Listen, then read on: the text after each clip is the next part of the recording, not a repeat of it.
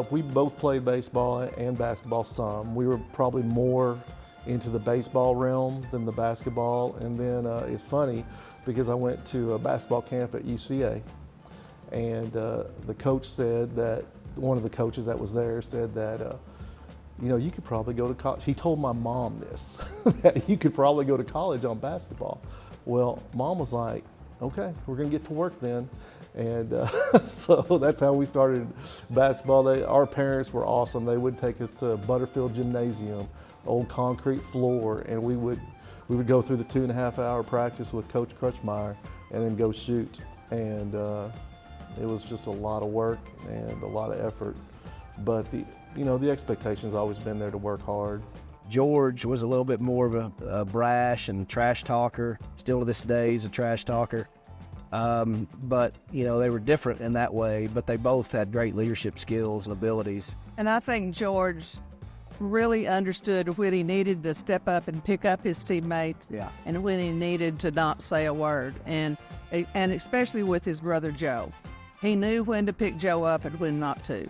And I think that made him a good leader on and off the court, because he could talk to the boys, but he realized when he needed to. We had a great relationship, and we always wanted the best for each other. There was no real competition between us because we played different positions. For one thing, he was a shooting guard, shot the ball a lot better than I did, and I played inside. So we all, our main goal was always to win, and it didn't matter, which one of us was more points, better defense, or anything. It was just about winning. And he was always a better basketball player growing up, and he always worked hard. When we were younger, playing AAU basketball, he was the one that, led our team and everything. So, I always had that goal to be as good as him. And so I always looked up to him and his work ethic and, how great of a person he was and player. So, he was one that really influenced my career as far as how hard I needed to work to get better. There's no competition at all between us. That's how our whole team was, which is unique, especially, during this age, what you see. I mean, we were just a group that wanted to win, and it didn't matter what it took. So we were gonna do what was necessary, and I think that really speaks to what Coach Crutchmeyer was about. And the team always came first. There was no individual bigger than the program. One example of that is it was in the conference finals when we were playing Russellville, and I'd taken 2 or 3 kind of questionable shots. And Ramon, he came up to me and said, "Will you throw the ball inside to your brother and quit shooting the ball?" And I was like, "Yes, I will." I sure will, Ramon.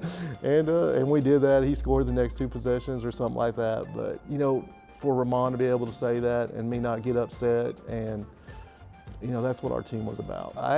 Terry Gracie, who was one of our assistant coaches when I was a junior, was the head coach at Heber Springs, and I went there for 3 years and was the junior high head coach and taught science. And then after those 3 years, I had an opportunity to come to Fayetteville for 7 years.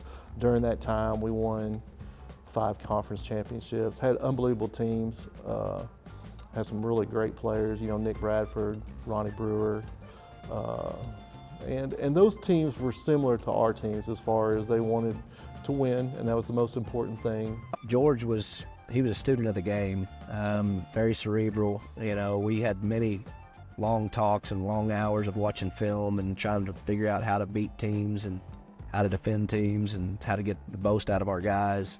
And once again, it's that tree, it's that coaching tree that, all the way down, that never leaves you. And so obviously we couldn't be Coach Crutchmeyer. I couldn't be Coach Adams, because we couldn't live up to that standard, to be quite honest with you.